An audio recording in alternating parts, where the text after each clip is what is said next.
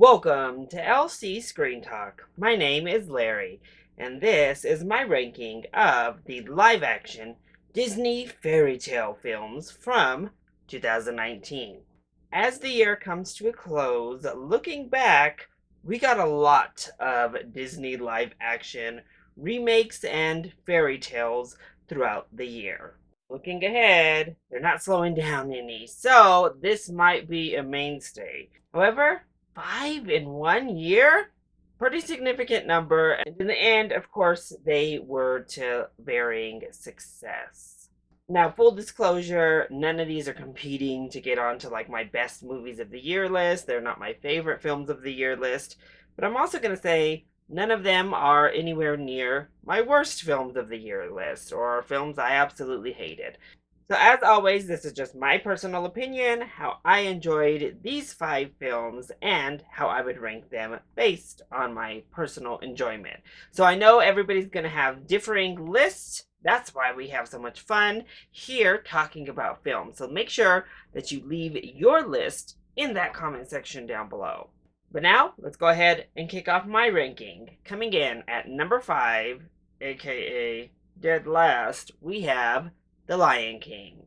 I wanted to love this live action remake for The Lion King. This is one of my favorite animated films from Disney or otherwise of all time. And seeing what Jon Favreau did with The Jungle Book, I went in with hope. What I got was just like this shell of a movie that just had nothing of substance inside. It looked fine, for what it was. It looked realistic, and the backgrounds, the environment particularly, looked amazing.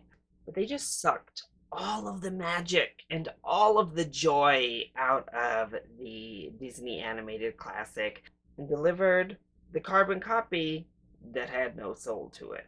The animals were just like blank faces. Favreau went too realistic, didn't even give them the personality he gave to those animals in the Jungle Book. The songs just weren't as good. We got some liveliness thrown in here and there, but overall, this movie was just a drag. It was dang near a shot for shot remake of the original, and the stuff they did add gave little to no new substance to the movie. So, The Lion King was a huge disappointment for me, and that's why it was my least favorite.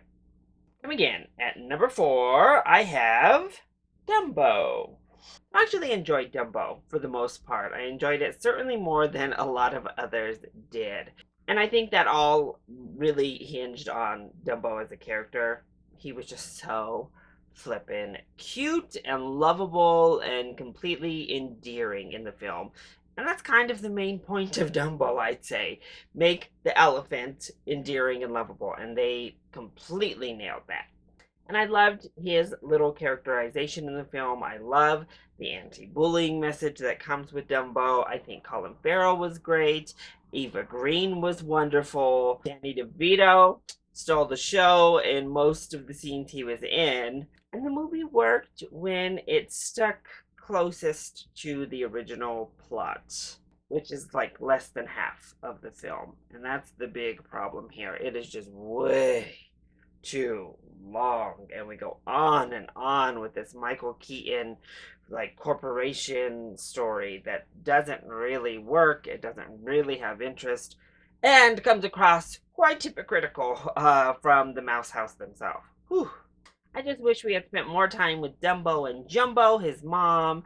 We had really developed the relationship between the kids and Dumbo further, and we could have cut out most all of that extra stuff. So overall, I enjoyed the film well enough. It just had quite the length problem to help get Dumbo off the ground. Coming in at number 3, I have Maleficent, Mistress of Evil. I quite enjoyed Maleficent, Mistress of Evil. I'm a huge fantasy fan, and this was basically a fairy tale version of fantasy. Angelina Jolie has completely made this character her own for a new generation. She embodies Maleficent. You could just feel that she loves playing this character, and we love watching it because she's great in the role. And then we had Michelle Pfeiffer delivering everything I was hoping for from her character in this movie. She is wonderful. Elle Fanning really coming through and getting the opportunity to shine here. The action was a lot of fun. The lore and world building was just beautiful and a treat in the movie theater. Plus, those costumes. Forget about it. The makeup, great. The hair design was beautiful. From a technical standpoint, this movie, top notch. Unfortunately, though, we went off on this like dark fae tangent that didn't work for me. I was completely disinterested in that and just wanted to get back down to Michelle Pfeiffer versus Maleficent, please. And it just shifts too harshly in tone from like really jokey, really yuck yuck kid type stuff to like dark fantasy type of elements.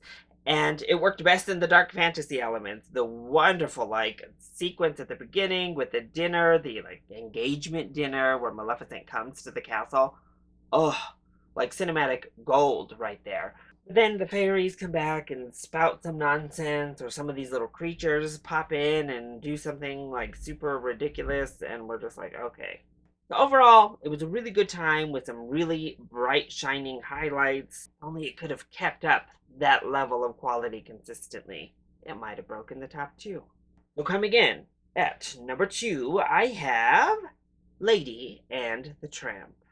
I enjoyed this a lot more than I anticipated. I'm going to be honest. I thought this may be competing for my least favorite of the year heading into watching it after it debuted on Disney Plus. But what this movie gets right better than any of the other films on this list is that as a remake, live action or otherwise, it captures the spirit and the energy, the messages, the complete feel of the original. It embodies the original animated classic, and I really appreciate it for that. The story is also very heartfelt. We have some wonderful, like, heartstring tugging moments throughout the film. These dogs are so cute, and it honestly had a big leg up right from the get go because we were using rescue dogs in this film. And thanks to their involvement with this movie, Disney was able to find them homes, which is amazing, and I love that they did that. We had all of our iconic scenes here. We had these nice little dogs on their fun adventure, and this really just kind of lovely, little, quaint film. Unfortunately, that CGI, woo! I wish we would have just gone with the method where we have voiceovers over the top of dogs, and they didn't have their little mouths moving and stuff because it just looked terrible, especially on Lady, which is like crazy because she is the one we see the most. Her CGI on that little adorable face, no, it was terrible. Those little puppies once looked cute, and then we see them near the end of the film and they looked like horrifying. Sometimes the dogs were just straight up CGI or that rat and it just looked crazy to me. I don't know, but the CGI did not work. And just budget wise, just overall impression when it came to this movie, you could definitely tell it was made for Disney Plus rather than going to see it on the big screen. But I commend Disney for knowing where to stop. Whereas, you give Dumbo a $200 million budget, it wasn't near able to gain that back for the company. So Lady and the Tramp fit perfectly. It met the criteria it needed to meet. It's introducing younger kids to a 1950s film, and it gave the rest of us a nice reminder of why it is a classic.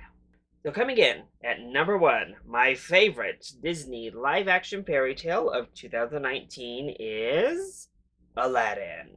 Yeah, I went back and forth between the entire top 3, honestly. They all were pretty close and a little bit jumbled on which one I actually enjoyed the most because I had big problems with each of the 3 and a lot that I really enjoyed with each of the 3. However, the ups in Aladdin were just higher up than the others, and the downs in Aladdin weren't as crippling as my negatives of the others. Mena Musad and Naomi Scott were just wonderful to me. I think they were lovely as Aladdin and Jasmine. Naomi Scott's singing was amazing, and I know some people don't like it, but that original song they gave to Jasmine I also found to be wonderful and really great. But of course, Will Smith provides much needed energy here. He just livens this entire film up, and as soon as he arrives on the scene, that presence is felt and completely transforms this film. The CGI on Genie, not great still, but Smith is able to overcome all of that and reinvent an iconic character to match his style. Big set pieces were there, though sometimes they felt a little bit stage like. The music was there, though sometimes it also felt a bit stage like. And the biggest negative, honestly, is Guy Ritchie as director. We got those Ritchie isms of like the slow mo or one jump ahead having this very, very strange frame rate that I could not get on board with. But overall, it was like an empowering film that gave a wonderful message to Jasmine herself and came the closest to me personally to delivering the magic that Disney films are famous for. This was the one that felt like a Disney event while I was watching it in the theater. I've seen it the most times out of all of these films so far, and I enjoy watching it while I'm having the experience. So that's why Aladdin comes in at number one.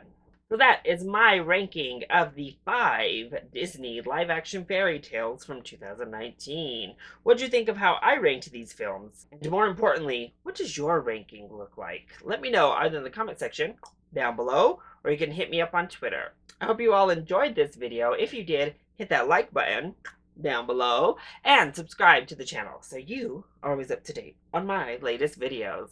I love you all so much for your continued support. Mwah! Thank you for watching, and I'll see you next time. Bye!